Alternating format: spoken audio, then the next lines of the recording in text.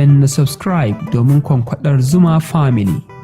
Music, comedy, movies, and many more. Gaskiya wannan sana'a ta ce ayaban nan. Plantain kenan. Za ka ga mana menene muhimmanci ta wannan ayaba? Ai muhimmancin ta yana da yawa. Dan muna jin daɗin kasuwancin ta dan muna samun alheri sosai a ciki. Muna dan biyan bukatun mu ƴan uwa suna jin daɗi da abokan arziki. To muhimmancin ta a gurin mutane wayansu suna soya ta ne su ci dan su ji daɗin su kawai. Wayansu kuma suna cin ta dan magani. Ana abubuwa da ita yawa daban-daban. Ana iya samun ɗanyarta a yayyanka a yi fatan doya da ita da wake a ci. Ana samun busasshiyarta a niƙa ta a yi ɗan wake ko kuma a yi tuwanta shi ma a ci.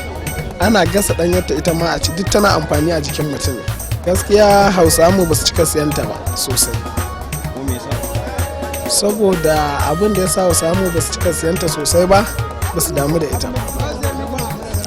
Amma a yau kafin bahaushe biyu su sai wannan abar, yare ba ma kirista ba yarika daban-daban sun riga sun siye ta.